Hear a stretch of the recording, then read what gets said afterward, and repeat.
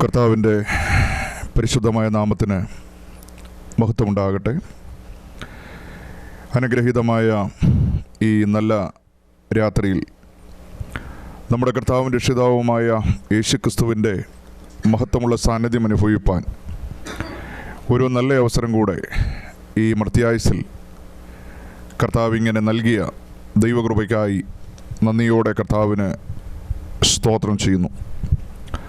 ദീർഘവർഷങ്ങളായി ഈ പട്ടണത്തിൽ താമസിച്ച് ദൈവരാജ്യത്തിൻ്റെ വ്യാപനത്തിനു വേണ്ടി വളരെ അത്യധ്വാനം ചെയ്യുന്ന അനുഗ്രഹീതനായ കർത്തൃദാസൻ, എൻ്റെ പ്രിയ സ്നേഹിതൻ പാസ്റ്റർ ജോൺ തോമസ്, പ്രിയ മാത്തുക്കുട്ടി പാസ്റ്റർ കുടുംബം, പ്രിയ കർത്താവിൻ്റെ ദാസൻ വർക്കി പാസ്റ്റർ, എനിക്ക് വളരെ പ്രിയനായ പ്രിയ ബേബിച്ചായൻ, വന്നിരിക്കുന്ന എല്ലാ പ്രിയമുള്ളവർക്കും നമ്മുടെ കർത്താവായ യേശുക്രിസ്തുവിൻ്റെ അനുഗ്രഹീതമായ നാമത്തിൽ വിനീതമായ സ്നേഹ വന്ദനങ്ങൾ അറിയിക്കുന്നു. പ്രിയ ഷായിച്ചാൻ നാളുകളായിട്ട് ഈ പ്രവർത്തനങ്ങളെ സ്നേഹിക്കുകയും അനേകരുടെ ജീവിതത്തിൽ ദൈവിക സന്ദേശങ്ങൾ കൊണ്ടെത്തിക്കുവാനായിട്ട് കാണിക്കുന്ന പ്രയത്നങ്ങളെല്ലാം കർത്താവ് ധാരാളമായിട്ട് അനുഗ്രഹിക്കട്ടെ എന്ന് ദൈവസന്നദ്ധിയിൽ പ്രാർത്ഥിക്കുന്നു. പ്രിയ വർക്കിച്ചായൻ കുറേ നേരമായിട്ട് ആലോചിക്കുകയാണ്, എന്നെ ഇവിടെ കണ്ടിട്ടുണ്ടല്ലോ എന്ന്. യോഗം കഴിയുമ്പോൾ വിശാലമായിട്ട് പരിചയപ്പെടാൻ ആഗ്രഹിക്കുന്നു. അദ്ദേഹത്തിൻ്റെ സ്ഥാപനത്തിൽ പോകാനും അദ്ദേഹത്തിൻ്റെ ആ ചർച്ചിൽ ദൈവവചനം പ്രസംഗിക്കാനൊക്കെ ഒരു 8 വർഷങ്ങൾക്ക് മുമ്പ് എനിക്ക് അവസരം ലഭിച്ചിട്ടുണ്ട്. വീണ്ടും കാണുവാനിടയായതിൽ ദൈവത്തെ സ്തുതിക്കുകയാണ്. മന്നയേക്കാൾ മേത്തരമായ ദൈവവചനം കൊണ്ട് ഇന്ന് രാത്രി കർത്താവ് നമ്മെ പോഷിപ്പിക്കട്ടെ. സംഭവബഹുലമായ ജനകമായ ചുറ്റുപാടുകളുടെ നടുവിൽ നമ്മുടെ ഹൃത്തിനെ സന്തോഷിപ്പിക്കുന്നത്, നമുക്ക് ആമോദം നൽകുന്നത്, ആനന്ദം നൽകുന്നത് ദൈവത്തിൻ്റെ വചനമാണ്.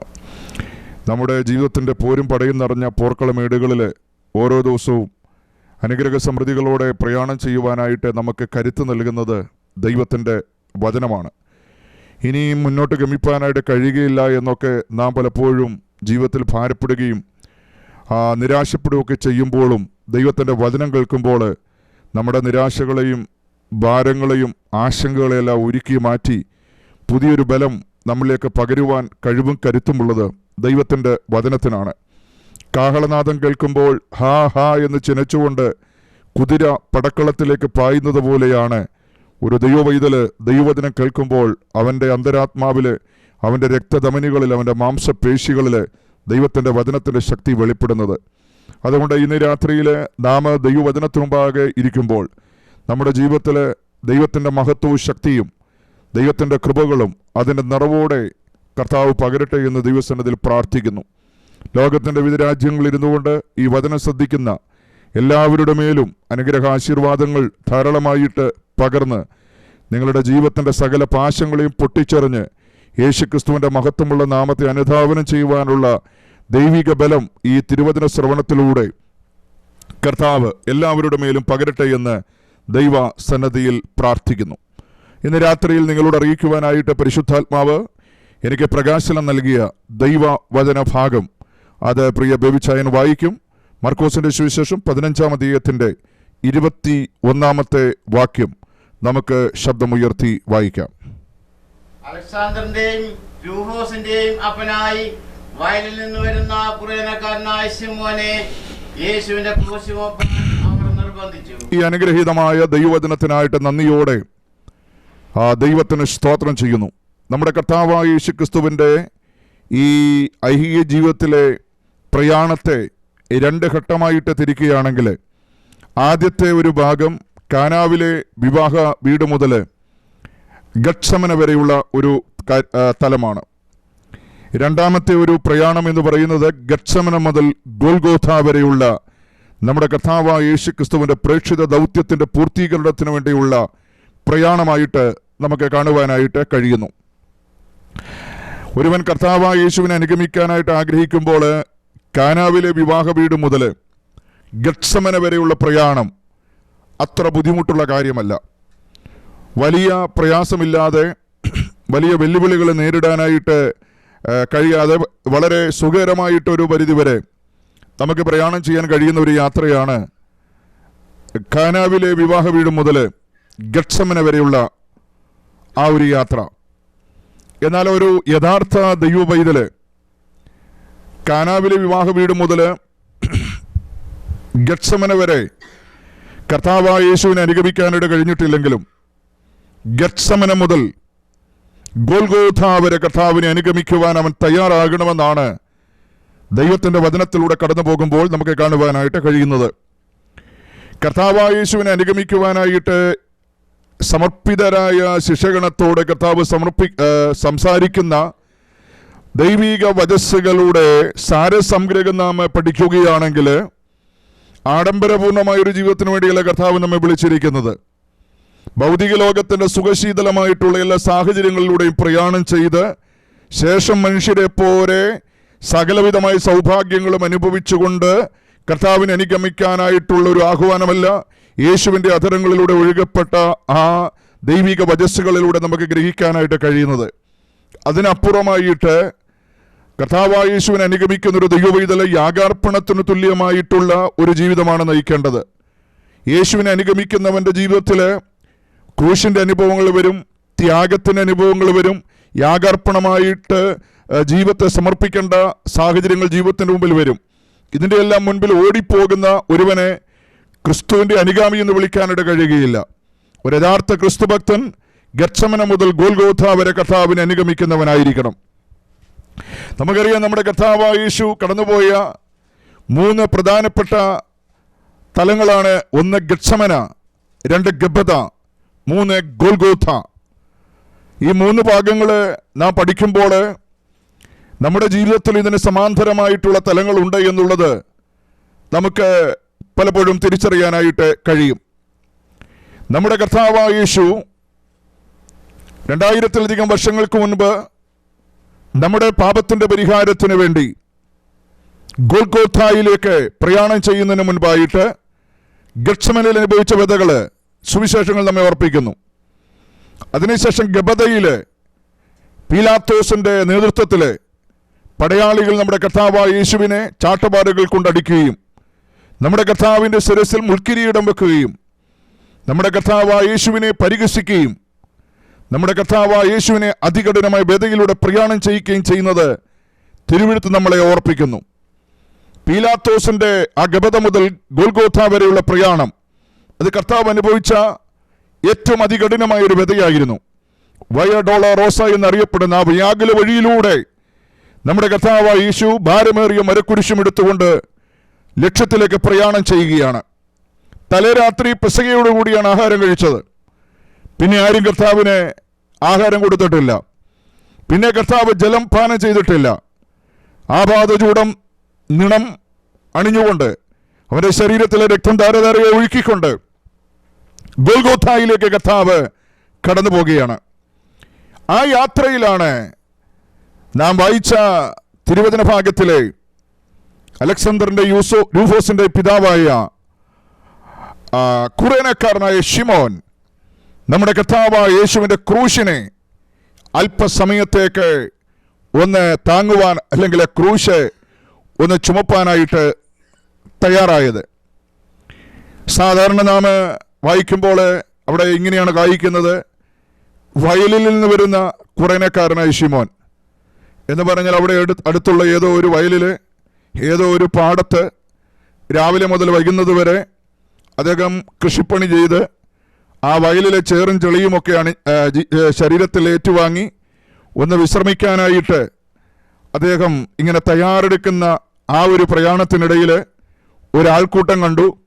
ആ ആൾക്കൂട്ടം എന്താണെന്ന് അറിയാൻ വേണ്ടി അദ്ദേഹം ശ്രമിച്ചപ്പോൾ ഇങ്ങനെ ഈ വയലിലുള്ള ആ വേഷത്തിൽ നിൽക്കുന്ന അദ്ദേഹത്തിൻ്റെ തോളിലേക്ക്, അദ്ദേഹത്തിൻ്റെ ആ കരങ്ങളിലേക്ക് പടയാളികൾ ക്രൂശിൻ്റെ ഒരു ഭാഗം നൽകി എന്നൊക്കെ ചിന്തിക്കുന്നവരുണ്ട്. വാസ്തവത്തിൽ പ്രിയരെ, അദ്ദേഹം വയലിൽ നിന്നൊന്നും കയറി വന്ന വ്യക്തിയല്ല. മറ്റു ഭാഷാന്തരങ്ങളിലൂടെ നമ്മൾ കടന്നു പോകുമ്പോൾ ഒരു നാട്ടിൻപുറത്തുകാരൻ എന്നുള്ള ഒരു അർത്ഥമാണ്, കൺട്രി സൈഡ് എന്നുള്ള ഒരു വേർഡാണ് നമുക്കവിടെ കാണുവാനായിട്ട് കഴിയുന്നത്. അദ്ദേഹത്തിൻ്റെ വീട് ആഴമായിട്ട് പഠിക്കുകയാണെങ്കിൽ യെരൂശലേമിലൊന്നുമല്ല, അവിടെ നിന്ന് 1000 കിലോമീറ്റർ അകലെയുള്ള ആഫ്രിക്കയുടെ ഒരു ഭാഗമായ കുറേനയുടെ ഒരു ഭാഗത്താണ് അദ്ദേഹം താമസിച്ചുകൊണ്ടിരുന്നത്. അദ്ദേഹത്തിൻ്റെ വേഷവിധാനം കണ്ടപ്പോൾ തന്നെ പടയാളികൾക്ക് മനസ്സിലായി ഇദ്ദേഹം ഈ നാട്ടുകാരനല്ല. വർഷങ്ങൾക്ക് മുമ്പ് തന്നെ അദ്ദേഹം മറ്റൊരു രാജ്യത്ത് പോയി താമസിക്കുകയും ആ രാജ്യത്തിൻ്റെ ആചാരങ്ങളും അനുഷ്ഠാനങ്ങളും ആ ദേശത്തിൻ്റെ പാരമ്പര്യങ്ങളൊക്കെ ഉൾക്കൊണ്ടുകൊണ്ട് വേഷവിധാനത്തിൽ ആ ഒരു തലത്തിലൂടെ പ്രയാണം ചെയ്തപ്പോൾ അവർക്ക് മനസ്സിലായി ഇദ്ദേഹം നാളുകളായിട്ട് യെരൂശലേമിലോ യഹൂദ്യ ദേശത്തിലോ താമസിക്കാതെ മറ്റൊരു രാജ്യത്തിൽ വന്ന വ്യക്തിയാണ്. ആ വ്യക്തിയെ കണ്ടപ്പോൾ തന്നെ അവർക്ക് മനസ്സിലായി. അതുകൊണ്ട് കൺട്രി സൈഡല്ല, നാട്ടിൻപുറത്തുകാരൻ, മറ്റൊരു ഉൾഗ്രാമത്തിൽ ഉള്ളവൻ എന്നുള്ള അർത്ഥത്തിലാണ് വയലിൽ നിന്ന് വരുന്ന കുറേനക്കാരൻ ശിമോൻ എന്നവിടെ വിശേഷിപ്പിക്കുവാനിടയായത്. അപ്പോൾ ഈ വയലിൽ നിന്ന് വരുന്ന കുറേനക്കാരനായ ശിമോനെ ഈ ക്രൂശ് ചുമപ്പാനായിട്ട് ഈ പടയാളികൾ നിർബന്ധിക്കുവാനിടയായി. ഇന്ന് ലോകത്തിൽ ആയിരക്കണക്കിന് ആളുകൾ ആരും നിർബന്ധിക്കാതെ നമ്മുടെ കർത്താവായ യേശുവിന്റെ മഹത്വമുള്ള നാമത്തിൽ സാക്ഷ്യം വഹിക്കുന്നവരായിട്ടുണ്ട്. തിരുവെഴുത്ത് വായിക്കുമ്പോൾ കരുത്തരായ അനുഗ്രഹീതരായ ദൈവദാസന്മാരുടെ അധരങ്ങളിലൂടെ ലോകത്തിന്റെ രക്ഷകനായ കർത്താവായ യേശുക്രിസ്തുവിനെ അവതരിപ്പിക്കുമ്പോൾ ഇസങ്ങൾക്ക് വേണ്ടിയും ആചാരങ്ങൾക്ക് വേണ്ടിയും അനുഷ്ഠാനങ്ങൾക്ക് വേണ്ടിയും താത്വികാചാര്യ പ്രമാണങ്ങൾക്ക് വേണ്ടിയും പാരമ്പര്യത്തിന് നൂലാമാലകൾക്ക് വേണ്ടിയൊക്കെ ജീവിതം സമർപ്പിച്ചവരെ, അബദ്ധജടിലമായ ഉപദേശങ്ങളുടെ പിന്നാലെ പോകുന്നവരെ, ഈ ലോകത്തിന്റെ ദാർശനികതയുടെ പിന്നാലെ, ഈ ലോകത്തിന്റെ ബുദ്ധിവൈഭവത്തിന്റെ പിന്നാലെ യാത്ര ചെയ്തവരെ, അതൊക്കെ നിസ്സാരമാണ്, അതൊക്കെ ഒരു പ്രയോജനമില്ലാത്തതാണ് തിരിച്ചറിഞ്ഞുകൊണ്ട് ആയിരങ്ങള് ഇന്ന് രാത്രി നാം ദൈവത്തെ ആരാധിക്കുമ്പോൾ തന്നെ നമ്മുടെ കർത്താവായ യേശുവിന്റെ മഹത്വമുള്ള നാമത്തിന് സാക്ഷ്യം വഹിക്കുന്നവരായിട്ടുണ്ട്. ഈ വചന ലോകത്തിന് വിവിധ ഭാഗങ്ങളിൽ നിന്നുകൊണ്ട് ശ്രദ്ധിക്കുന്ന പ്രിയ സഹോദര സഹോദരി, ഒരു കാര്യം നീ മറന്നു പോകരുത്. നീ നിന്റെ ജീവിതം മുഴുവന് ഈ അബദ്ധജടിലമായ ഒരു പ്രയോജനമില്ലാത്ത ഏതെങ്കിലും ആശയത്തിന് വേണ്ടി, ഏതെങ്കിലും ഒരു ഇസത്തിന് വേണ്ടി ചെലവഴിച്ചിട്ടുണ്ടെങ്കിൽ അതിന്റെ അവസാനം ദുരിതവും ദുരന്തവുമായിരിക്കും. എന്നാൽ കർത്താവായ യേശുവിന്റെ മഹത്വമുള്ള നാമത്തിന് വേണ്ടി ജീവിതം സമർപ്പിച്ച ആയിരങ്ങള് അവർക്കൊരു കാര്യം അറിയാം, ഈ സാമ്രാജ്യം, ഈ ലോകം മുഴുവൻ തകർന്നു പോകും. എന്നാൽ ആരെയാണോ ഞങ്ങൾ പ്രതിദാനം ചെയ്യുന്നത്, കർത്താവായ യേശുക്രിസ്തു തനിക്ക് വേണ്ടി അധ്വാനിച്ച, തനിക്ക് വേണ്ടി അത്യുദ്ധാനം ചെയ്ത വിശുദ്ധന്മാരെ ചേർക്കാൻ കടന്നു വരാൻ സമയമായിരിക്കുകയാണ്. ഈ സാമ്രാജ്യം തകർന്നു പോയാലും നിലനിൽക്കുന്ന ഒരു സാമ്രാജ്യത്തിന്റെ അധിപനാണ് നമ്മുടെ കർത്താവായ യേശു. അതുകൊണ്ട് ഈ മർത്തിയായുസ് ഇവിടുത്തെ കാര്യങ്ങൾക്ക് വേണ്ടി അവസാനിപ്പിക്കുവാനല്ല ദൈവം നമ്മെ കുറിച്ച് ആഗ്രഹിക്കുന്നത്. നിലനിൽക്കുന്ന ദൈവ രാജ്യത്തിന് വേണ്ടി പോരാടാനായിട്ടുള്ളൊരു സമർപ്പണമാണ് നമ്മുടെ ജീവിതത്തിൽ ഉണ്ടായിരിക്കേണ്ടത്. കർത്താവിന്റെ ദാസൻ, ഞാൻ തെർക്കോല ജെയിംസ് എന്ന് വിളിക്കുന്ന ജോൺ തോമസ്, അദ്ദേഹം 10 പതിറ്റാണ്ടുകൾക്ക് മുമ്പ് കുവൈറ്റിലൊക്കെ ജോലി ചെയ്ത ഒരു വ്യക്തിയാണ്. അദ്ദേഹം അവിടുന്ന് പിന്നെ ഈ രാജ്യത്ത് വരുവാനായിട്ടിടയായി. അനേക 10 പതിറ്റാണ്ടുകളായിട്ട് അദ്ദേഹം കർത്താവായ യേശുവിന്റെ മഹത്വമുള്ള നാമത്തിന് സാക്ഷ്യം വഹിക്കുന്നു. അതുപോലെ ഇന്ന് രാത്രിയുടെ വന്നിരിക്കുന്ന പ്രിയപ്പെട്ടവരെല്ലാം ഈ ക്രൂശിന് സാക്ഷ്യം വഹിക്കുന്നവരാണ്. ഞാൻ പറഞ്ഞു വരുന്നത്, അനേകര് ഈ ക്രൂശിന്റെ വചനത്തിന്റെ മഹാത്മ്യം തിരിച്ചറിയുമ്പോൾ ഈ ലോകത്തിന്റെ ഇസങ്ങളെയെല്ലാം വിട്ടിട്ട് കർത്താവിന് വേണ്ടി അവർ ജീവിതം സമർപ്പിക്കുവാനിടയാകുന്നു. ഓർക്കുക, മറ്റെല്ലാ യാത്രകളും അവസാനിക്കുന്ന ദുരിതത്തിലാണ്. എന്നാൽ കർത്താവായ യേശുവിനോട് ചേർന്നുള്ള ഈ ജീവിതം അത് അവസാനിക്കുന്നത് ദുരിതത്തിലല്ല, ദുരന്തത്തിലല്ല. ഏറ്റവും സൗഭാഗ്യകരമായ ഒരു അവസാനമാണ് ക്രിസ്തുവിനോട് കൂടെയുള്ള ജീവിതം നയിക്കുന്ന ഒരു ദൈവവൈതലിന് വേണ്ടി ദൈവം ഒരുക്കിയിട്ടുള്ളത്. അപ്പോസ്തലപ്രവൃത്തി നാം വായിക്കുമ്പോൾ അവിടെ ഫിലിപ്പോസിനെ നമുക്ക് കാണാനായിട്ട് കഴിയുന്നു. ഫിലിപ്പോസ് വളരെ നല്ല ഒരു സംവിധാനത്തിൽ, നല്ല ഒരു സാഹചര്യത്തിലായിരിക്കുമ്പോഴാണ് ദൈവം അദ്ദേഹത്തോട് പറഞ്ഞത് നിർജ്ജനമായൊരു സ്ഥലത്തേക്ക് പോകുവാനായിട്ട്. ദൈവം നിർജ്ജനമായൊരു സ്ഥലത്തേക്ക് പോകാനായിട്ട് പറഞ്ഞാലും അത് അനുസരിക്കുന്നൊരു ദൈവവൈതലിനൊരു നന്മ അതിനകത്ത് ദൈവചായ കരുതി വെച്ചിട്ടുണ്ട്. ഹല്ലേലൂയ. ഒരു ദൈവവൈതലിന്റെ മുൻപിൽ ഒരു തീക്കൽപ്പാറയാണെങ്കിൽ പോലും ആ തീക്കൽപ്പാറയെ നീരുറവയാക്കുന്നൊരു ദൈവമാണ് നമ്മുടെ ദൈവം. ഇന്ന് രാത്രിയിൽ വചനം കേൾക്കുമ്പോൾ തന്നെ ജീവിതത്തിന്റെ എല്ലാ വാതിലുകളും അടഞ്ഞ്, എല്ലാ സാഹചര്യങ്ങളും ജീവിതത്തിൽ എതിരായിരുന്ന് മുന്നോട്ട് ഗമിപ്പാനായിട്ട് ഒരു തരത്തിലും കഴിയാതെ ജീവിതത്തിൽ ഭാരത്തോടും വേദനയോടും കൂടെ ആയിരിക്കുന്ന ആരെങ്കിലും എന്നെ ശ്രദ്ധിക്കുന്നെങ്കിൽ ഓർക്കുക പ്രിയപ്പെട്ടവരെ, നമ്മുടെ കർത്താവായ യേശു ആരും അടയ്ക്കാതെ തുറക്കുന്ന ദാവീദിന്റെ താക്കോലുള്ളവനാണ്. നിന്റെ ജീവിതത്തിന്റെ വരൾച്ചകളെ, നിന്റെ ജീവിതത്തിന്റെ ഭാരങ്ങളെ, വേദനകളെ, ദുരിതങ്ങളെയെല്ലാം അകറ്റുവാനായിട്ട് ഈ രാത്രിയിൽ അവിടുന്ന് ശക്തനാണ്. നിന്റെ മുമ്പിലുള്ള തീക്കൽ പാറ ഇന്നലെ വരെ നിനക്ക് ഭാരമായിരുന്നെങ്കിൽ നീ അറിയാതെ ഒരു നീരുറവയാക്കുവാൻ, അതിനെ ജലതടാകമാക്കുവാൻ ദൈവത്തിന്റെ നാമത്തിന് ശക്തിയുണ്ട്. അങ്ങനെ ഫിലിപ്പോസ് ആ മരുഭൂമിയിലേക്ക് കടന്നു പോകാനിടയായി. ആ സമയത്താണ് ഒരു മന്ത്രി യെരൂശലേമിൽ നിന്ന് അവൻ്റെ ഈ നാട്ടിലേക്കുള്ള യാത്രയാണ്. തേരിനോട് ചേർന്ന് നടക്കാനായിട്ട് ദൈവത്തിൻ്റെ ആത്മാവ് ഈ ഫിലിപ്പോസിന് പ്രചോദനം നൽകുവാനിടയായി. ദൈവത്തിൻ്റെ വചനം തേരിനോട് ചേർന്ന് പങ്കുവെക്കുവാനായിട്ടുള്ള ഒരു നിയോഗം. അങ്ങനെ അദ്ദേഹം തേരിനോട് ചേർന്ന് നടക്കാനായിട്ട് ദൈവിക നിയോഗം ലഭിച്ചപ്പോൾ അതനുസരിക്കാൻ വേണ്ടി അദ്ദേഹം ഓടിയെന്നാണ് ദൈവത്തിൻ്റെ വചനത്തെ നമുക്ക് കാണാനിട കഴിയുന്നത്. ദൈവം പറഞ്ഞ് നടക്കാനാ പറഞ്ഞത്, പക്ഷെ അതനുസരിക്കാൻ വേണ്ടി അദ്ദേഹം ഓടുവാൻ തയ്യാറായി. ഇന്ന് ദൈവവചനം കേൾക്കുന്ന പ്രിയപ്പെട്ടവരെ, ഈ വചനത്തിനു വേണ്ടി ഓടാൻ തയ്യാറായാൽ, ഈ വചനത്തിനു വേണ്ടി ത്യാഗം സഹിക്കാൻ തയ്യാറായാൽ, ഈ വചനത്തെ അനുകൂല സാഹചര്യത്തിലും പ്രതികൂലത്തിലും ഉയർത്താൻ തയ്യാറായാൽ, ഈ വചന നിമിത്തമുള്ള നന്മകള് ലോകത്തിൽ ആർക്കും പ്രവചിക്കാൻ കഴിയാത്ത വിധത്തിൽ എത്ര ഉന്നതമായിരിക്കുമെന്ന് പ്രവചനാത്മാവിൽ ഈ രാത്രി ദൂത് കേൾക്കുന്ന നിങ്ങളോട് ഞാൻ പറയുകയാണ്. ഈ വചനം എടുത്തതുകൊണ്ട് ഞാൻ പരാജയപ്പെട്ടു പോയല്ലോ, എൻ്റെ വാഴികൾ അടഞ്ഞു പോയല്ലോ, എൻ്റെ വാതിൽ അടഞ്ഞു പോയല്ലോ, എനിക്ക് മുന്നോട്ടൊരു ഗമനമില്ലല്ലോ എന്നൊക്കെ ഇപ്പോഴത്തെ സാഹചര്യങ്ങളെ നോക്കിക്കൊണ്ട് നീ വേദനിക്കുമ്പോൾ, ദൈവാത്മാവ് ഈ രാത്രിയിൽ അങ്ങനെയുള്ള നിരാശയുടെ ചിന്തകളുടെ ആഴത്തിലുള്ള വേരുകളെ പിഴുതു മാറ്റിക്കൊണ്ട് വചനത്തിലൂടെ ഈ രാത്രി നിന്നെ ഉറപ്പിക്കുകയാണ്. ഈ വചന നിമിത്തം നിന്റെ ജീവിതത്തിൽ ഒരു മേഖലകളിൽ താഴ്ച അനുഭവിപ്പാൻ ദൈവം നിന്നെ അനുവദിക്കുകയില്ല. വചനത്തിനു വേണ്ടി ഓടുവാൻ തയ്യാറായാൽ, വചനത്തിനു വേണ്ടി ത്യാഗം സഹിക്കാൻ തയ്യാറായാൽ, ഈ വചനത്തിനു വേണ്ടി യാഗാർപ്പണം നടത്താനുള്ള ഒരു ആത്മാർപ്പണം ജീവിതത്തിലുണ്ടെങ്കിൽ വചനം പറയുന്നു, ഈ വചനം നിന്നെ ഉയർത്തുവാനിടയാകും. ഒന്നാമത് മരുഭൂമിയാ.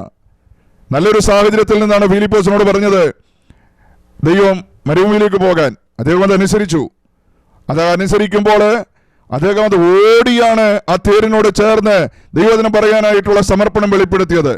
അങ്ങനെ ഓടുമ്പോൾ ആളുകൾ പറഞ്ഞു, ഒന്നാമത് മരുഭൂമിയാണ്, അവിടെ ക്ഷീണിച്ചു പോകും, തളർന്നു പോകും, വാടിപ്പോകും, മന്ത്രി രഥത്തിൽ കയറി പോകും, നീ നിന്റെ ജീവിതത്തിൽ പിന്നെ രക്ഷപ്പെടാൻ കഴിയാതെ പരാജയപ്പെട്ടു പോകുമെന്നൊക്കെ നിരാശയുടെ ചിന്തകൾ ആരെങ്കിലുമോ അല്ലെങ്കിൽ തൻ്റെ അന്തരാത്മാവിലോ അങ്ങനെ ഉണ്ടായാൽ വചനം തെളിയിക്കുന്നൊരു സത്യമുണ്ട്. ഫിലിപ്പോസിനോട് മന്ത്രി പറഞ്ഞു കയറി കൂടെ ഇരിക്കാൻ. മറ്റു ശിഷ്യന്മാർക്കൊന്നും ലഭിക്കാത്ത സൗഭാഗ്യമാണ് ഫിലിപ്പോസിന് ലഭിച്ചത്. എന്ന് പറഞ്ഞാൽ വചനത്തിനു വേണ്ടി ഓടാൻ തയ്യാറായപ്പോൾ ആ മനുഷ്യൻ മന്ത്രിയുടെ കൂടെ കയറിയിരിക്കുവാൻ ദൈവം മർത്യായുസിനെ ധന്യമാക്കുവാനിടയായി. ഇന്ന് രാത്രിയിൽ അതുകൊണ്ട് ഓർക്കണം പ്രിയപ്പെട്ടവരെ, വചനത്തിനു വേണ്ടി നിൽക്കുന്നവൻ നാളെ എവിടെ ഇരിക്കുമെന്ന് ആർക്കും പറയാൻ കഴിയത്തില്ല. വചനത്തിനു വേണ്ടി സമർപ്പിക്കപ്പെട്ടൊരു ദൈവ പൈതല് അവന് ദുരിതപൂർണമായ ഒരു അവസാനം വരുമെന്ന് ലോകം മുഴുവൻ വിളിച്ചു പറഞ്ഞാലും ദൈവത്തിന്റെ വചനം ഇന്ന് രാത്രി ഓർപ്പിക്കുകയാണ്, ഏത് മേഖലകളിൽ അവനെ ഉയർത്താൻ കഴിയുന്ന ഒരു ദൈവത്തെയാണ് ഞാനും നിങ്ങളും ആരാധിക്കുന്നത്. ചിലപ്പോഴൊക്കെ സുവിശേഷകന്മാർക്കെതിരെ കഠിനമായ പീഡനങ്ങൾ വരുമ്പോൾ, കഠിനമായ ഉപദ്രവങ്ങൾ വരുമ്പോൾ നമ്മുടെ ദൈവം മൗനമായിരിക്കുന്നത് കൊണ്ട് ചോദിക്കാൻ ആരുമില്ല എന്നൊന്നും ആരും വിചാരിക്കരുത്. വചനം പറയുന്ന പ്രതികൂലം കഠിനമാകുമ്പോൾ നമ്മുടെ ദൈവം ദൂതനയക്കുവാനിടയാകും, നമ്മുടെ ദൈവം ഇറങ്ങി വരുവാനിടയാകും. ലോകം കാണും ക്രിസ്ത്യാനികൾക്ക് വേണ്ടി ചലിക്കുന്നൊരു കരമുണ്ട്. ഉന്നതനമേതൊരു ഉന്നതനുണ്ട്, അവർക്കും ഇതേ അത്യുന്നതനായൊരു ദൈവമുണ്ട്. അതുകൊണ്ടാണ് പൗലോസ് അപ്പോസ്തലൻ ഒരിക്കല് സാഗരത്തില് വലിയ പ്രക്ഷുബ്ധാഭാവമായ സാഹചര്യത്തിലൂടെ കടന്നുപോയപ്പോൾ പൗലോസ് ഏറ്റവും ഒടുവില് എല്ലാവരുടെയും ആശ നഷ്ടപ്പെട്ട്, ആവേശം നഷ്ടപ്പെട്ട്, പ്രതീക്ഷ നഷ്ടപ്പെട്ട് ഇനി മരണം മാത്രമാണ് മുന്നിലെന്ന് വിചാരിച്ച് അവരിങ്ങനെ ഭാരത്തോടെ ഇരിക്കുമ്പോൾ പൗലോസ് പറയുന്നു, എന്റെ ഉടയവനും ഞാൻ സേവിച്ചു വരുന്നവനുമായ കർത്താവിന്റെ ദൂതൻ കഴിഞ്ഞ രാത്രിയിൽ എന്റെ അടുക്കൽ ഇറങ്ങി വന്നു. എല്ലാം പ്രതികൂലമാകുമ്പോൾ, എല്ലാം പ്രയാസമാകുമ്പോൾ ദൈവം നമുക്ക് വേണ്ടി ഇറങ്ങി വരും, ദൈവം നമുക്ക് വേണ്ടി അത്ഭുതങ്ങളെ പ്രവർത്തിക്കും. അങ്ങനെ ഫിലിപ്പോസ് ദൈവവചന മന്ത്രിയോട് പറഞ്ഞു, മന്ത്രിയുടെ രഥം അതിവേഗത്തിൽ പായുകയാണ്. അതിവേഗത്തിൽ പായുന്ന മന്ത്രിയുടെ രഥം, ദൈവത്തിന് സ്തോത്രം. ഒരു പ്രത്യേക സ്ഥലത്തെത്തിയപ്പോൾ, വെള്ളമുള്ളൊരു സ്ഥലത്തെത്തിയപ്പോൾ ആ മന്ത്രി പറഞ്ഞു തേര് നിർത്തുവാൻ. എന്ന് പറഞ്ഞാൽ തേര് നിർത്താതെ മുന്നോട്ട് പോയാൽ ആ തേരിലുള്ള യാത്ര അവസാനിക്കുന്നത് ദുരിതത്തിലായിരിക്കും, ദുരന്തത്തിലായിരിക്കും, നിത്യ നരകത്തിലായിരിക്കുമെന്ന് ഈ മന്ത്രിക്ക് മനസ്സിലായി. അതുകൊണ്ട് തന്നെ അദ്ദേഹം തേര് നിർത്താൻ കൽപ്പിച്ചു. തേര് നിർത്തി കർത്താവായ യേശുവിനെ ഹൃത്തിൽ സ്വീകരിച്ച മനുഷ്യൻ സ്നാനമേറ്റ് ഒരു പുതുക്കപ്പെട്ട അനുഭവത്തോടുകൂടെ ജീവിതത്തിന്റെ ദിശ മറ്റൊരു മണ്ഡലത്തിലേക്ക് അദ്ദേഹം തിരിച്ചുവിടുവാൻ ഇടയായി തീർന്നതുപോലെ ഇന്ന് രാത്രിയില് മോക്ഷം പ്രാപിക്കാൻ, നിർവ്വാണം പ്രാപിക്കാൻ, ആത്മരക്ഷകരഗതമാക്കുവാൻ ആചാരങ്ങളുടെ അനുഷ്ഠാനങ്ങളുടെയും പിന്നാലെ യാത്ര ചെയ്ത് ക്രൈസ്തവ മാർഗത്തെ തള്ളിക്കളയുന്ന ആരെങ്കിലും ഞങ്ങളെ ഇന്ന് രാത്രി ശ്രദ്ധിക്കുന്നെങ്കിൽ ഒരു കാര്യം ഓർത്തുകൊള്ളുക പ്രിയപ്പെട്ടവരെ, ആ യാത്ര ചെന്ന് അവസാനിക്കുന്നത് ആർക്കും രക്ഷപ്പെടാൻ കഴിയാത്ത വലിയ വിപത്തിലാണ്, ആർക്കും രക്ഷപ്പെടുത്താൻ കഴിയാത്ത വലിയ നരകത്തിലായിരിക്കും. എന്നാൽ ഇന്ന് രാത്രിയിൽ ആ മന്ത്രി തേര് നിർത്താൻ കൽപ്പിച്ചതുപോലെ അതിവേഗത്തിൽ പാപത്തിലേക്ക് കുതിക്കുന്ന നിന്റെ ജീവിതത്തിന്റെ ആ ചരടിന്, ആ കടിഞ്ഞാടിനെ മുറുകെ പിടിച്ചുകൊണ്ട് നിന്റെ യാത്രയൊന്ന് അവസാനിപ്പിച്ച് കർത്താവായ യേശുവിനെ ഹൃത്തിൽ സ്വീകരിച്ചുകൊണ്ട് മറ്റൊരു യാത്രയ്ക്ക് നീ തയ്യാറാവുകയാണെങ്കിൽ നിനക്ക് വേണ്ടി സ്വർഗം തുറക്കുവാനിടയാകും. നിന്റെ പേര് ജീവന്റെ പുസ്തകത്തിൽ എഴുതുവാനിടയാകും. നീ അനുഗ്രഹിക്കപ്പെട്ടൊരു ദൈവ പൈതലായി നിത്യതയ്ക്ക് ഓഹരിക്കാരനായി തീരുമെന്ന് ഈ രാത്രി ദൈവത്തിന്റെ വചനം നമ്മെ ഓർമ്മപ്പെടുത്തുകയാണ്. Hallelujah, praise the Lord. അപ്പൊ ലോകത്തിലായിരിക്കുന്ന ആളുകള് ആരും നിർബന്ധിക്കാതെ തന്നെ ക്രൂശിന്റെ വക്താക്കളായി ഈ രാത്രി പ്രശോഭിക്കുന്നതിൽ ഞാൻ ദൈവത്തെ സ്തുതിക്കുകയാണ്. പക്ഷെ ഇവിടെ നമ്മുടെ കർത്താവായ യേശുക്രിസ്തു ഓരോ ചുവടും മുന്നോട്ട് വെക്കുന്നത് കണ്ടപ്പോൾ പടയാളികൾക്ക് മനസ്സിലായി ഈ യാത്ര ഒരു പക്ഷേ കർത്താവ് ഇടയ്ക്ക് വെച്ച് അവസാനിപ്പിക്കുന്ന ഒരു സാഹചര്യം ഉണ്ടാകാം. അങ്ങനെ സംഭവിക്കത്തില്ല. പിതാവായ ദൈവം ദൂതനെ അയച്ച് യേശുവിനെ ശക്തിപ്പെടുത്തി, യേശുവിനെ ബലപ്പെടുത്തുവാനിടയായി. ദൈവത്തിന് സ്തോത്രം. ആര് സഹായിച്ചില്ലെങ്കിൽ കർത്താവ് ക്രൂശുമായിട്ട് ഗോൽഗോഥായിൽ എത്തുമെന്നുള്ളത് നമുക്കറിയാം. എങ്കിൽ പോലും പടയാളികൾ അല്പസമയത്തേക്ക് ഈ ക്രൂശിനെ വന്ന് ചുമപ്പാനായിട്ട് വയലിൽ നിന്ന് വരുന്ന, അല്ലെങ്കിൽ നാട്ടുമ്പുറത്തുകാരനായ കൺട്രി സൈഡിൽ നിന്ന് വരുന്ന ആ ശിമോനെ നിർബന്ധിക്കുവാനിടയായി. അപ്പൊ പ്രിയപ്പെട്ടവരെ, മർക്കോസ് ഈ സുവിശേഷം എഴുതുമ്പോൾ അത് റോമാക്കാർക്ക് വേണ്ടിയും കൂടെയാണ് അദ്ദേഹം എഴുതുന്നത്. പക്ഷെ റോമാക്കാർ അതിനു മുൻപ് റോമാലേഖനം വായിച്ചിട്ടുണ്ട്. ആദ്യം അവർ കിട്ടിയത് റോമാലേഖനമാണ്. പൗലോസ് അപ്പോസ്തലന്റെ അഭിഷേകത്തിന് നിറവുള്ള തൂലികയിലൂടെ റോമാലേഖനം അവരുടെ കരങ്ങളിൽ എത്തിയിട്ടുണ്ട്. അപ്പൊ അവർക്ക് റോമാലേഖനം എഴുതുമ്പോൾ റോമാലേഖന 16-ാം അധ്യായത്തിന്റെ 13-ാം വാക്യത്തിലാണെന്ന് തോന്നുന്നു, കർത്താവിൽ പ്രസിദ്ധനായ രൂഫോസിനെ വന്ദനം ചൊല്ലുവീൻ, എനിക്കും അമ്മയായ അവന്റെ അമ്മയെ എന്ത് ചെയ്യണം? വന്ദനം ചൊല്ലുക. അപ്പൊ അവർ പറയുന്ന ഒരു കാര്യമുണ്ട്, കർത്താവിൽ പ്രസിദ്ധനായ രൂഫോസിനെ വന്ദനം ചൊല്ലുവാനായിട്ട് ആദ്യത്തെ ലേഖനമായ റോമാലേഖനത്തിൽ പൗലോസ് അപ്പോസ്തലൻ അവരെ ഓർമ്മപ്പെടുത്തുക. അപ്പൊ അവർക്കറിയാം ഒരു രൂഫോസിനെ, അവരുടെ ഇടയിൽ പ്രസിദ്ധനാണ് അദ്ദേഹം. അതിന് പിന്നാലെയാണ് ഇപ്പോൾ മർക്കോസ് ഈ സുവിശേഷം എഴുതുന്നത്. മർക്കോസ് സുവിശേഷം എഴുതുമ്പോൾ ഷിമോൻ മാത്രമല്ല എഴുതിയിരിക്കുന്നത്, പിന്നെ എന്തെഴുതി? അലക്സാണ്ടറിന്റെയും രൂഫോസിന്റെയും പിതാവായ കുറേനക്കാരനായ ഷിമോൻ എന്നെഴുതുവാനായിട്ടിടയായി. അപ്പോ റോമിലുള്ളവർക്ക് വലിയ പരിചയമില്ല എന്തുകൊണ്ടാണ് രൂഫോസ് കർത്താവിൽ പ്രസിദ്ധനായതെന്ന്. എന്തുകൊണ്ടാണ് രൂഫോസ് അക്കാലഘട്ടത്തിൽ കർത്താവിൽ വിശ്രുതനായി മാറിയതെന്ന് പലർക്കും അറിയത്തില്ല. എന്നാൽ മർക്കോസ് സുവിശേഷം എഴുതുമ്പോൾ ഒരുപക്ഷെ റോമിലുള്ള അനേകർ ചിന്തിച്ചു കാണും, രൂഫോസിനേക്കാൾ പ്രാപ്തിയുള്ളവരും രൂഫോസിനേക്കാൾ കഴിവുള്ളവരും ഈ നാമത്തിനുവേണ്ടി ഇറങ്ങി പുറപ്പെട്ടല്ലോ. എന്നാൽ അവർക്കാർക്ക് ലഭിക്കാത്ത ഒരു ഒരു ഒരു ഒരു പ്രസിദ്ധി എന്തുകൊണ്ട് ഇവന് ലഭിച്ചു? ആ ബാക്ക്ഗ്രൗണ്ട് അവർക്ക് അറിയാത്തത് കൊണ്ട്, അങ്ങനെ സാഹചര്യം എന്താണെന്ന് തിരിച്ചറിയാത്തത് കൊണ്ട് മർക്കോസ് ഇപ്പോൾ അത് വിശദീകരിക്കുക. യാദൃശികമായിട്ടൊന്നുമല്ല അവൻ പ്രസിദ്ധനായത്. അതിൻ്റെ പിന്നിൽ വില കൊടുത്തൊരു പിതാവുണ്ട്. അതിൻ്റെ പിന്നിൽ ത്യാഗം സഹിച്ചൊരു ഒരു ഒരു ഒരു സാഹചര്യമുണ്ട്. ഇന്ന് രാത്രിയിൽ ഓർക്കണം, ലോകത്തില് പ്രചാരം നേടിയ കർത്താവായ യേശുവിന്റെ മഹത്വമുള്ള സുവിശേഷം പ്രസംഗിക്കുന്ന അനേക ദൈവദാസന്മാര് ഇന്ന് അവരിലൂടെ ദൈവനാമം സുഗന്ധപൂരിതമായി കൊണ്ടിരിക്കുമ്പോൾ ആരും അറിയാത്ത ഒരു കഷ്ടതയുടെ, ഒരു ഭാരത്തിന്റെ, ഒരു വേദനയുടെ ചരിത്രം അവരുടെ ജീവിതത്തിന് മുമ്പിലുണ്ടെന്നുള്ളത് ഈ രാത്രി നാം വിസ്മരിച്ചു പോകരുത്. പെട്ടെന്നൊരു പ്രഭാതത്തില് ആരുടെയൊക്കെ സഹായം കൊണ്ട് നിറഞ്ഞ സദസ്സില് തുറന്നു കിടക്കുന്ന ഒരു പുൾപിറ്റിലേക്ക് കയറി വന്നവരല്ല അവർ പലരും. അവരും അവരുടെ പിതാക്കന്മാരും കർത്താവായ യേശുവിന്റെ മഹത്വമുള്ള നാമത്തിന് കഷ്ടം സഹിച്ചപ്പോൾ അവരുടെ തലമുറകളെ കർത്താവിൽ വിശ്രുതരാക്കുവാൻ, കർത്താവിൽ പ്രസിദ്ധരാക്കുവാൻ ദൈവത്തിന് പ്രസാദം തോന്നിയെങ്കിൽ സുവിശേഷ വേലയ്ക്ക് വേണ്ടി ഇറങ്ങിപ്പുറപ്പെട്ട്, ദൈവനാമത്തിനോട് ഇറങ്ങിപ്പുറപ്പെട്ട്, ജീവിതത്തിൽ ഭാരത്തോടും വേദനയോടും കൂടെ ഈ രാത്രി വചനം കേൾക്കുന്ന ദൈവത്തിന്റെ പൈതലെ, അല്പകാലം നീ വേദന സഹിച്ചാലും നിന്റെ വേദനകളെ മറക്കുന്ന ഒരു സന്തോഷത്തിന്റെയും സമാധാനത്തിന്റെയും ആമോദത്തിന്റെയും ഒരു അനുഭവം നിന്റെ ജീവിതത്തിന് മുൻപിലുണ്ടെന്ന് ഇന്ന് രാത്രി മറന്നു പോകാനിടയാകരുത്. പൗലോസ് അപ്പോസ്തലൻ റോമാലേഖനത്തില് കർത്താവിൽ പ്രസിദ്ധനായ രൂഫോസിന് വന്ദനം ചൊല്ലുവീനെന്ന് എഴുതിയപ്പോൾ അവരിൽ പലർക്കും അറിയില്ല എന്തുകൊണ്ട് രൂഫോസ് കർത്താവിൽ പ്രസിദ്ധനായെന്ന്. എന്നാൽ തൊട്ടു പിന്നാലെ മർക്കോസിന്റെ സുവിശേഷം വരുന്നു. അതിനുശേഷം ലൂക്കോസിന്റെ സുവിശേഷത്തിൽ ഈ പരാമർശമുണ്ട്. അതുപോലെ തന്നെ മത്തായിയിലും നമുക്ക് കുറേനക്കാരനായ ശിമോനെ കാണുവാനായിട്ട് കഴിയുന്നു. എന്നാൽ റോമാക്കാർക്ക് മർക്കോസ് ഈ സുവിശേഷം എഴുതുമ്പോൾ അവിടെ പ്രസിദ്ധനായ രൂഫോസിന്റെ അപ്പനായ ശിമോനെ കുറിച്ച് പറയുമ്പോൾ പ്രത്യേകമായിട്ട് പറയുന്നു, അലക്സാണ്ടറിന്റെയും രൂഫോസിന്റെയും പിതാവായ കുറേനക്കാരനായ ശിമോൻ, അവൻ അല്പസമയത്തേക്ക് യേശുവിന്റെ ക്രൂശ് ചുമപ്പാനായിട്ട് തയ്യാറായെന്ന് എന്ന് പറഞ്ഞാൽ റോമിലുള്ള കർത്താവിൽ പ്രസിദ്ധനായ രൂഫോസിനെ അറിയാവുന്നവരോട് മർക്കോസ് ഓർമ്മപ്പെടുത്തുകയാണ്, അവൻ കർത്താവിൽ പ്രസിദ്ധനാകാനുള്ള ഒരു കാരണം കർത്താവായ യേശുവിന്റെ ക്രൂശിനെ അവന്റെ പിതാവ് ചുമന്നതുകൊണ്ടാണ്.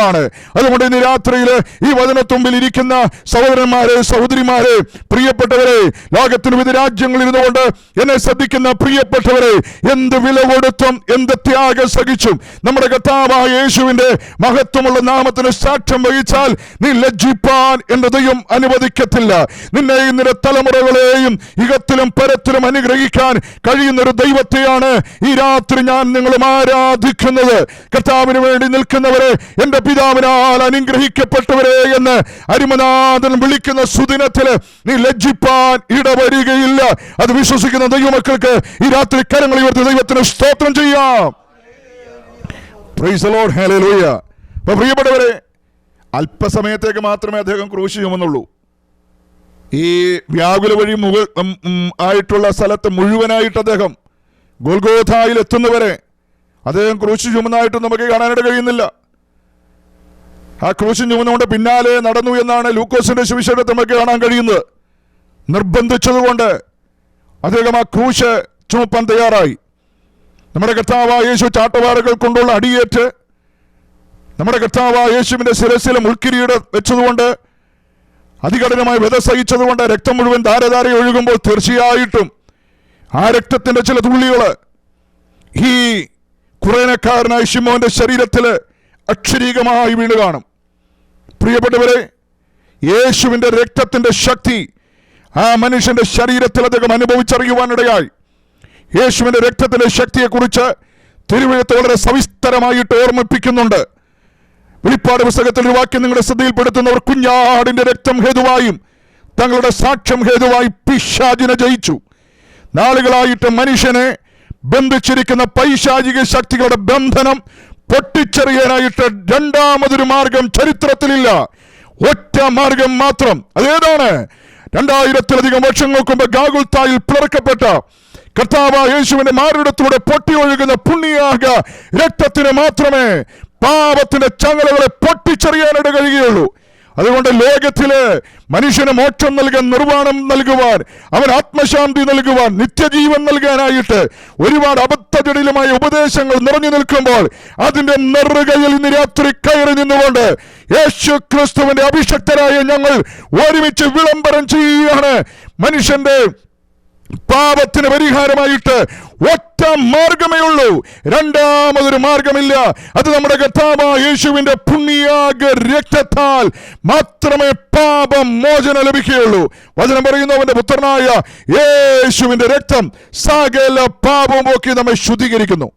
പ്രിയപ്പെട്ടവരെ, ആ മനുഷ്യൻ നമ്മുടെ കർത്താവായ യേശുവിന്റെ ക്രൂശിനെ അല്പസമയം ഒന്ന് താങ്ങിയപ്പോൾ, ആ ക്രൂശിനെ അദ്ദേഹത്തിന്റെ തോളില് ഒന്ന് വെച്ചപ്പോൾ, ആ മനുഷ്യന്റെ ജീവിതത്തിൽ അത് നിമിത്തമുള്ള വിടുതലുകൾ, അത് നിമിത്തമുള്ള വീണ്ടെടുപ്പ്, അത് നിമിത്തമുള്ള അനുഗ്രഹങ്ങൾ, അത് നിമിത്തമുള്ള ശാപമോക്ഷമെല്ലാം ധാരാളമായിട്ട് കവിഞ്ഞൊഴുകുവാനിടയായി. അദ്ദേഹം അത് അനുഭവിക്കുവാനായിട്ടിടയായി.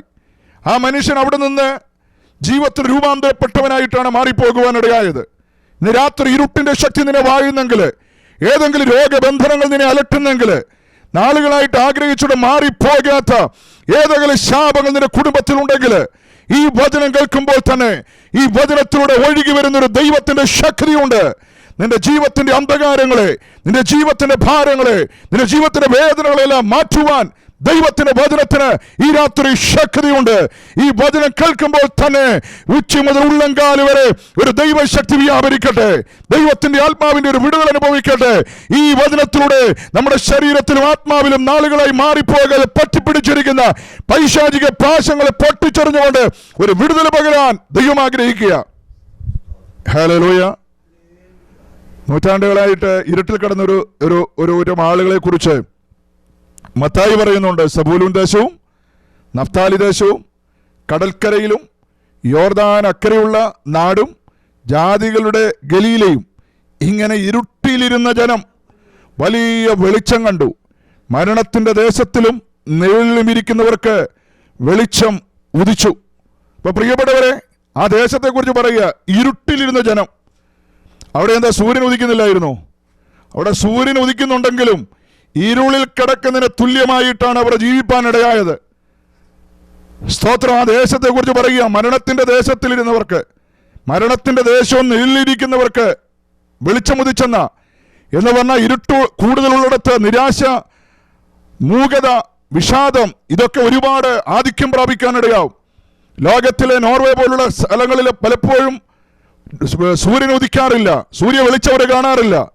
അങ്ങനെ വെളിച്ചം കുറവുള്ള സമയങ്ങളിൽ, സൂര്യൻ പ്രകാശിക്കാത്ത സമയങ്ങളിൽ അവിടെയുള്ള ജനങ്ങൾ പലപ്പോഴും നിരാശയിലാണ്, ഭാരത്തിലാണ്, വിഷാദ രോഗികളാണ്.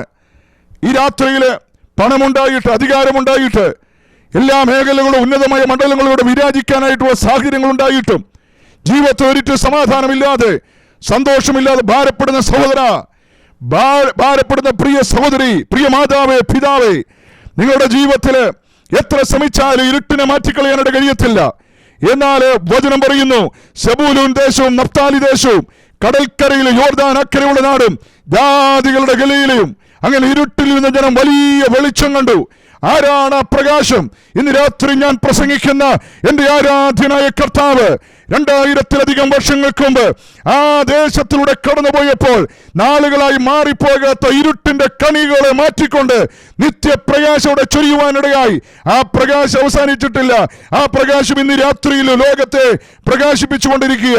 അതുകൊണ്ടാണ് കർത്താവായ യേശു കൂടാര പെരുന്നാളിന്റെ സമയത്ത് യെരൂശലേമിലെ സമീപത്തിലുമൊക്കെ കൃത്രിമമായി പ്രകാശിച്ചുകൊണ്ടിരിക്കുന്ന ചെറിയ ചെറിയ പ്രകാശങ്ങളെ നോക്കിക്കൊണ്ട് അവൻ വിളിച്ചു പറഞ്ഞൊരു കാര്യമുണ്ട്, ഈ വെളിച്ചത്തിന് യെരൂശലേമിനെ മാത്രമേ അല്പമായി പ്രകാശിക്കാൻ കഴിയുകയുള്ളൂ. ഈ വെളിച്ചം അല്പസമയം കഴിയുമ്പോൾ കട്ടുപോകൂ. ഈ വെളിച്ചത്തിന്റെ പിന്നില് ഒലിവെണ്ണയുടെ സഹായമുണ്ട്. എന്നാൽ ആർക്കും കെടുത്തിക്കളയാൻ കഴിയാത്ത വെളിച്ചമാണ് ഞാൻ ലോകത്തിന്റെ വെളിച്ചമാണ്. ഞാൻ ലോകത്തിന്റെ വെളിച്ചമാണ്. അതുകൊണ്ട് ഭാരവും വേദനയുമായിട്ട് ഈ രാത്രി വചനത്തുമ്പിലാകി പ്രിയപ്പെട്ടവരെ, ഒരു തുടം വിഷം കൊണ്ടും ഒരു മുഴം കയറുകൊണ്ടും ജീവിതം അവസാനിപ്പിക്കാമെന്ന് വിചാരിച്ച് ആശങ്കയോടും ആകുലതയോടും മരണത്തെ പുൽകാൻ കാത്തിരിക്കുന്ന ആരെങ്കിലും ഇന്ന് രാത്രി ഉണ്ടെങ്കിൽ നിങ്ങളോട് പറയുകയാണ്, ഒരു നിമിഷം നിങ്ങളെ തന്നെ കർത്താവായ യേശുവിന്റെ കരങ്ങളിലേക്ക് സമർപ്പിക്കൂ. യേശു നിനക്ക് ജീവിതം നൽകാൻ തയ്യാറാണ്. യേശു നിനക്ക് വെളിച്ചം നൽകും. യേശു നിന്റെ ജീവിതത്തെ പ്രകാശിപ്പിക്കുന്ന നിത്യപ്രകാശമാണ്. പ്രിയപ്പെട്ടവരെ, ഖുറേനക്കാരനായ ശിമോൻ ഖുറേനയിലെ പെസഹ പെരുന്നാളും അടുത്ത ആചാരാനുഷ്ഠാനങ്ങളിലൊക്കെ പങ്കെടുത്ത് തൻ്റെ ഭവനത്തിലേക്ക് പോകാനായിട്ടാണ് വീട്ടിൽ നിന്ന് വന്നതെങ്കിലും ഇതുവരെ അവൻ്റെ ജീവിതത്തിൽ ഉണ്ടാകാത്തൊരു വലിയ മാറ്റത്തോടു കൂടിയാണ് ഇപ്രാവശ്യം അവൻ ഖുറേനയിലേക്ക് മടങ്ങിപ്പോയത്. എല്ലാ പ്രാവശ്യവും അവൻ ഇതുപോലെ യഹൂദന്മാരെ കൂടാര പെരുന്നാൾ വരുമ്പോൾ, പെസഹ പെരുന്നാൾ വരുമ്പോൾ, മഹാപാപ പരിഹാരത്തിൻ്റെ പെരുന്നാളൊക്കെ വരുമ്പോൾ യെരൂശലേമിലേക്ക് വന്ന് അവിടെ ദൈവത്തെ ആരാധിക്കുകയും ദൈവത്തിന് മഹത്വം കയറ്റുകയൊക്കെ ചെയ്യുന്ന പോലെ ഇദ്ദേഹം ഇപ്രാവശ്യം വന്ന് പതിവ് പോലെ മടങ്ങിപ്പോകുമെന്ന് വിചാരിച്ചത്. എന്നാൽ കർത്താവായ യേശു ക്രിസ്തുവിൻ്റെ ആ സാന്നിധ്യം, യേശുവിൻ്റെ ക്രൂശിനെ അദ്ദേഹം ഒന്ന് ചുമക്കാൻ തയ്യാറായപ്പോൾ ഇതുവരെ ഉണ്ടാകാത്തൊരു മാറ്റത്തോടു കൂടിയാണ് അദ്ദേഹം ജീവിതത്തിൽ മടങ്ങിപ്പോകുവാൻ ഇടയായിത്തീർന്നത്. പ്രിയപ്പെട്ടവരെ, ഈ വചനം നിങ്ങളുടെ ജീവിതത്തിൽ ടേണിംഗ് പോയിന്റ് ആയിട്ട് മാറ്റുവാൻ ദൈവം ആഗ്രഹിക്കുന്നു. ഈ വചനത്തിലൂടെ ദൈവം നിങ്ങളുടെ സ്ഥിതിയെ മാറ്റാൻ ആഗ്രഹിക്കുക. ഈ വചനത്തിലൂടെ നിങ്ങളുടെ ജീവിതത്തിൽ ഇനി ഒരു നല്ല നിലയിൽ, ഒരു ഉന്നതമായൊരു മണ്ഡലത്തിൽ, ഒരു സമാധാനത്തിൽ എത്താൻ കഴിയത്തില്ല എന്ന് വിചാരിച്ച് നിരാശയുടെ ഗർത്തത്തിലേക്ക് എഴുതി വീഴാൻ ഒരുങ്ങുമ്പോൾ ഇതാ പ്രതീക്ഷയുടെ ഒരു വെളിച്ചം നിങ്ങളുടെ മുമ്പിൽ കർത്താവായ യേശു പകരുകയാണ്. യേശു നിങ്ങളുടെ ജീവിതത്തിന്റെ പ്രത്യാശയാകട്ടെ, യേശു നിങ്ങളുടെ പ്രതീക്ഷയാകട്ടെ. പ്രിയപ്പെട്ടവരെ, അവിടെ കൊണ്ട് കാര്യങ്ങൾ അവസാനിക്കുന്നില്ല. ഈ മനുഷ്യൻ കർത്താവായ യേശുവിനെ തൻ്റെ ജീവിതത്തിന്റെ രക്ഷകനും കർത്താവുമായി അംഗീകരിച്ച് പാപത്തിന്റെ പാശങ്ങളെല്ലാം പൊട്ടിച്ചെറിഞ്ഞ് ക്രിസ്തുവിന്റെ കരുത്തനായ ഒരു അനുഗാമിയായി മാറുവാനിടയായി. കുറേനെ അന്ന് യഹൂദന്മാര് ഒരുപാട് താമസിക്കുന്ന സ്ഥലമാണ്.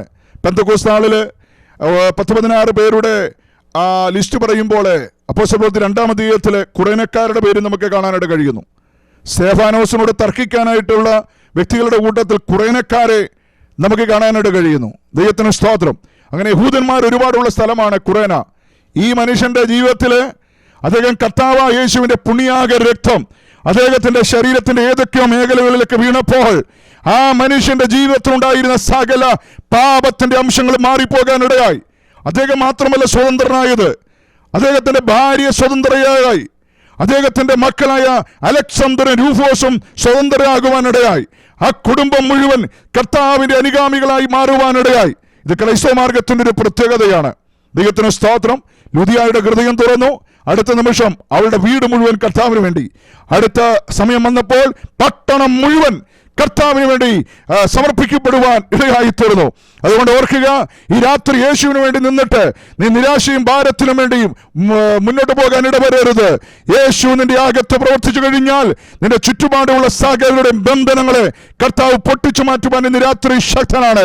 സുവിശേഷ രണാങ്കണത്തില് ആരെങ്കിലും ക്ഷീണിച്ച് നിരാശപ്പെട്ട് ഈ രാത്രി വചനം കേൾക്കുന്നെങ്കിൽ ഒരു കാര്യം ഓർക്കുക, ലുദിയായുടെ ഹൃദയം തുറന്ന കർത്താവ് അടുത്ത നിമിഷ ഭവനത്തിലുള്ള മുഴുവൻ ആളുകളെയും ക്രിസ്തുവിനെ അനുഗാമികളാക്കി ഏറ്റവും ഒടുവിൽ ഫിലിപ്പിയൻ പട്ടണം യേശുവിന്റെ നാമത്തിൽ വീഴുവാൻ ദൈവത്തിന്റെ പ്രവൃത്തി വെളിപ്പെട്ടെങ്കിൽ നിന്നിൽ വ്യാപരിക്കുന്ന ദൈവശക്തി കൊണ്ട് ദേശത്തെ അടക്കി വാഴുന്ന പൈശാചിക ശക്തികളെ അതിന്റെ ഉറവിടത്തോടുകൂടെ പിഴുതുമാറ്റുവാൻ ഒരു അഭിഷേകം നിന്റെ മേലുണ്ട്.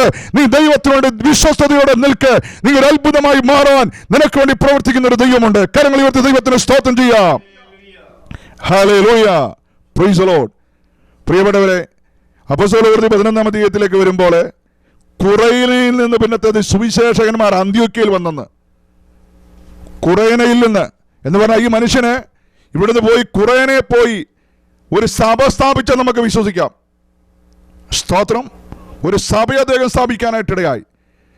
ആ സഭ ചലിക്കുന്നൊരു സഭയായിരുന്നു. ആ സഭയിൽ നിന്ന് മിഷണറിമാർ അന്ത്യോക്യയിൽ വരുവാനായിട്ടിടയായി. സ്തോത്രം. അന്ത്യോക്യയിൽ വന്ന് സുവിശേഷം അറിയിക്കുവാൻ പല ദേശങ്ങളിലൂടെ പ്രയാണം ചെയ്യുവാനിടയായി. അടുത്തായിട്ട് അപ്പോസ്തലപ്രവൃത്തി 13-ാം അധ്യായം വായിക്കുമ്പോൾ നമുക്ക് കാണാൻ കഴിയുന്നുണ്ട്, ക്രൈസ്തവ രണാങ്കണത്തെ ഇളക്കിമറിച്ച പ്രൗഢഗംഭീരമായ ലേഖനങ്ങള് 10-13 എഴുതുവാനായിട്ട് ദൈവമെടുത്ത് ഉപയോഗിച്ച ദൈവത്തിന്റെ ധനം, ജ്ഞാനം, അറിവ് എന്നിവയുടെ ആഴമയെന്ന് വിളിക്കത്തക്ക വിധത്തില് ദൈവത്തിന്റെ കൃപയുടെ ആഴങ്ങളിലെത്തി പ്രൗഢഗംഭീരമായ വെളിപ്പാടുകളുടെ ക്രൈസ്തവ നഭോമണ്ഡലത്തെ ധന്യമാക്കിയ അപ്പോസ്തലനായ പൗലോസിനെ പ്രാർത്ഥിച്ചയക്കാനായിട്ട് ഒരു കൂട്ടം ആളുകൾ നിന്നപ്പോൾ അതിലൊരുവൻ കുറേന സഭയിലെ മെമ്പറായിരുന്നു. എന്ന് പറഞ്ഞാൽ കുറേനക്കാരനായ ശിമോന് ഇവിടുന്ന് ദൈവകൃപ പ്രാപിച്ച് കുറേനയിലെത്തി അവിടെ ഒരു സഭ സ്ഥാപിച്ചു. ആ സഭയിൽ നിന്ന് ആത്മാക്കള് സുവിശേഷ വേലയ്ക്ക് വേണ്ടി പലയിടങ്ങളിലേക്ക് പോയി. പൗലോസിനെ പോലും പ്രാർത്ഥിച്ചയക്കാനായിട്ട് അന്ത്യോക്യയിൽ വരാനായിട്ട് കുറേനയിൽ നിന്നൊരു മിഷണറി വരത്തക്ക വിധത്തില് ആ മനുഷ്യനിൽ വ്യാപരിച്ച ദൈവശക്തിക്ക് ഇടയായി തീർന്നെങ്കിൽ ഇന്ന് രാത്രി ഓർക്കുക, നമ്മുടെ മേൽ വ്യാപരിക്കുന്ന ശക്തി നിസ്സാരമായതല്ല. പാറകളെ തകർക്കുന്ന ഏത് വലിയ പ്രതികൂലത്തിന്റെ ഓടാമ്പലുകളെ ഇളക്കി മാറ്റാൻ കഴിയുന്ന അതുല്യമായൊരു വ്യാപാര ശക്തിയാണ് യേശുവിന്റെ നാമത്തിനോട് നിൽക്കുന്ന ഒരു ദൈവവൈദ്യനമേൽ ദൈവം പകരുന്നത്. ഹല്ലേലൂയ. പലപ്പോഴും ഈ ശക്തി നമ്മളെ തിരിച്ചറിയാറില്ല. ദൈവത്തിന് സ്തോത്രം. നമ്മുടെ കണ്ണുകൾ പലപ്പോഴും ശത്രു കുരുടാക്കാറുണ്ട്. എന്നാൽ ഇന്ന് രാത്രിയിൽ ഓർക്കുക പ്രിയപ്പെട്ടവരെ, ഒരു മനുഷ്യൻ കർത്താവിന് വേണ്ടി ജീവിതം സമർപ്പിച്ചപ്പോൾ അദ്ദേഹം മാത്രമല്ല, അദ്ദേഹത്തിന്റെ ഭാര്യ, അദ്ദേഹത്തിന്റെ മക്കള്, അദ്ദേഹത്തിന്റെ ദേശം മാത്രമല്ല, അദ്ദേഹം അന്ത്യോക്യ പോലുള്ള സ്ഥലങ്ങളിൽ അദ്ദേഹം സ്ഥാപിച്ച സഭയിൽ നിന്ന് മിഷണറിമാർ പോകുവാൻ പൗലോസ് അപ്പോസ്തലനെ പോലും പ്രാർത്ഥിച്ച് നിയോഗത്തോടുകൂടി അയക്കുവാനായിട്ട് ആ മനുഷ്യനെ എൻ്റെ ദൈവം എടുത്ത് ഉപയോഗിക്കുവാനിടയായി തീർന്നു. അപ്പൊ റോമിലുള്ള രൂഫോസിനെ അറിയുന്നവരോട് മർക്കോസ് പറയുക, വെറുതെയൊന്നുമല്ല അവൻ പ്രസിദ്ധനായത്. അവൻ്റെ അപ്പൻ യേശുവിൻ്റെ ക്രൂശിനെ അല്പസമയത്തേക്കൊന്ന് താങ്ങുവാൻ തയ്യാറായി. ഇന്ന് രാത്രി വചനം കേൾക്കുമ്പോൾ നമുക്കതിനേക്കാൾ എത്രയോ വലിയ സാഹചര്യങ്ങളുണ്ട്. നമ്മൾ യേശുവിൻ്റെ ക്രൂശിനോടുള്ള ബന്ധത്തിൽ എപ്രകാരമായിരിക്കുന്നു? പ്രിയപ്പെട്ടവരെ, നമ്മുടെ കർത്താവായ യേശു ജനിക്കുന്ന സമയത്ത് വഴിയമ്പലക്കാരൻ അവിടെ സ്ഥലമില്ലായികയാൽ എന്നാണ് കാണുന്നത്. വഴിയമ്പലക്കാരന് വേണമെങ്കിൽ ഒരു റൂം കർത്താവിന് വേണ്ടി കൊടുക്കാമായിരുന്നു, പക്ഷെ അവൻ കൊടുത്തില്ല. സ്വർഗരാജ്യത്തിലെ ദൈവത്തിന് സ്തോത്രം നാം ചെല്ലുമ്പോൾ കർത്താവായ യേശുവിൻ്റെ ജനനവും ജീവിതവും ക്രൂശുമരണവുമായിട്ടൊക്കെ ബന്ധപ്പെട്ട് കാര്യങ്ങൾ നാം ചിന്തിക്കുമ്പോൾ ഏറ്റവും ഖേദിക്കുന്ന ഒരു മനുഷ്യനാണ് ഈ വഴിയമ്പലക്കാരൻ. ദൈവത്തിന് സ്തോത്രം. പിന്നെ അവൻ ചിന്തിച്ചു കാണും, ഒരു റൂം എൻ്റെ യേശുവിനോട് കൊടുക്കാൻ പറ്റിയില്ലല്ലോ. വേണമെങ്കിൽ അവന് റൂം കൊടുക്കാമായിരുന്നു, മറ്റെല്ലാവർക്കും റൂം ഉണ്ടായിരുന്നു, പക്ഷേ യേശുവിന് വേണ്ടി അവൻ കൊടുത്തില്ല, ഒരു സ്ഥലം കൊടുത്തില്ല. അതുകൊണ്ടാണ് ജനിച്ച കർത്താവിനെ പശുത്തൊട്ടിൽ കിടക്കേണ്ടി വന്നത്. ഇന്ന് രാത്രിയിൽ യേശുവിന് വേണ്ടി നിനക്ക് കൊടുക്കാൻ ഒരുപാട് സാഹചര്യങ്ങളുണ്ട്. ഏതെങ്കിലും ഒന്ന് നീ ദൈവത്തിന് വേണ്ടി കൊടുക്കുമോ? നാം വായിക്കുന്നു, പത്രോസ് തൻ്റെ പടക് കർത്താവിന് വേണ്ടി കൊടുക്കുവാനിടയായി. സ്തോത്രം. വലിയ വീടുള്ള മനുഷ്യൻ തൻ്റെ വൻമാളിക കർത്താവിന് വേണ്ടി കൊടുത്തു. ഒരു വിധവ അവളുടെ 2 കാശ് കർത്താവിന് വേണ്ടി കൊടുത്തു. ഈ മനുഷ്യന് കർത്താവിനെ ക്രൂശിക്കാൻ വേണ്ടി കൊണ്ടുപോകുമ്പോൾ ഒരുപക്ഷെ എങ്കിൽ ഇദ്ദേഹം ചിന്തിച്ചു കാണും, യേശുവിന് വേണ്ടി കൊടുക്കാൻ എൻ്റെ പക്കലൊന്നുമില്ലല്ലോ, നല്ല വീട് എനിക്കില്ല. വേണമെങ്കിൽ അദ്ദേഹം ചിന്തിക്കാം. ദൈവത്തിന് സ്തോത്രം. ഒരാൾ കഴുതിയെ കൊടുത്ത് എനിക്ക് കഴുതിയില്ലല്ലോ, പത്രോസ് പടകിനെ കൊടുത്ത് എനിക്ക് പടയില്ലല്ലോ, ഒന്നുമില്ലല്ലോ. പക്ഷെ നാം വായിക്കുന്നു, ഒന്നുമില്ലെന്നും പറഞ്ഞ് ഒഴിഞ്ഞു മാറരുത്. ആ കുറേനക്കാരൻ്റെ തോള് അവൻ ക്രൂശിന് വേണ്ടി വിട്ടുകൊടുക്കാൻ തയ്യാറായി. ആ തോള് എൻ്റെ യേശുവിന് നൽകാനിടയായി. ഇന്ന് രാത്രിയിൽ ഓർക്കുക, നിന്റെ മുമ്പിൽ ഒരുപാട് സാധ്യതകളുണ്ട്, നിന്റെ മുമ്പിൽ ഒരുപാട് സാഹചര്യങ്ങളുണ്ട്. ദൈവത്തിന് സ്തോത്രം. ലോകത്തിന് വേണ്ടി മുടക്കിയാൽ അതെല്ലാം ഇവിടം കൊണ്ട് അവസാനിക്കുവാനിടയാകും. എന്നാൽ കർത്താവിന് വേണ്ടി എന്തെങ്കിലും ചെയ്താൽ അത് നിത്യതയോളം നിലനിൽക്കുവാൻ ഇടയായിത്തീരും. ഞാൻ വാക്കുകളോട് ഇന്ന് രാത്രി അവസാനിപ്പിക്കുമ്പോൾ, കുറേനക്കാരനായ ശിമോൻ നമ്മുടെ കർത്താവായ യേശുവിൻ്റെ ക്രൂശ് ഗബദ മുതൽ ഗോൽഗോഥ വരെയുള്ള പ്രയാണത്തിനിടയിൽ അല്പസമയം തൻ്റെ തോളുകൊണ്ട് ചുമക്കാൻ തയ്യാറായപ്പോൾ അദ്ദേഹത്തിലൂടെ, അദ്ദേഹത്തിൻ്റെ തലമുറകളിലൂടെ ദൈവത്തിൻ്റെ വചനം അനേക രാജ്യങ്ങളെ ചലിപ്പിക്കുവാനിടയായി തീർന്നു. ഈ യേശുവിൻ്റെ നാമം എന്ന് പറയുന്നത് ഇതൊരു സാധാരണ ഒരു നാമമായിട്ട് എടുക്കരുത്. ഇത് സ്വർഗരുടെയും സ്വലോകരുടെയും ഭൂലോകരുടെയും ആദോലോകരുടെ എല്ലാം മുഴങ്കാലും അടങ്ങുന്ന നാമമാണ്. ഈ നാമത്തെ ഉള്ളിലെടുത്ത് ഈ നാമത്തെ ആരാധിക്കുന്ന ഒരു ദൈവത്തിൻ്റെ പൈതൽ, അവൻ ഭൂഖണ്ഡങ്ങളെ ചലിപ്പിക്കാനുള്ള അഭിഷേകം ദൈവം അവൻ്റെ മേൽ പകർന്നിട്ടുണ്ട്. അതുകൊണ്ട് പ്രിയപ്പെട്ടവരെ, യേശുവിൻ്റെ ക്രൂശിനെ നിസ്സാരമായി കാണരുത്. നമ്മുടെ കർത്താവായ യേശുവിൻ്റെ മാർഗത്തെ നിസ്സാരമായി കാണരുത്. നിന്റെ മേൽ പകർന്നിരിക്കുന്ന ദൈവകൃപ ദൈവരാജ്യത്തിന്റെ വ്യാപനത്തിനോട് പ്രയോജനപ്പെടുത്തുവാൻ ഈ രാത്രി ദൈവാത്മാവ് നമ്മെ ഓർമ്മപ്പെടുത്തുകയാണ്. പൗലോസ് അപ്പോസ്തലൻ ആഗ്രഹിച്ചു, ഞാൻ കൈവെക്കുമ്പോൾ തിമോത്തിയോസിനുള്ള കൃപാവരം ജ്വലിക്കണം.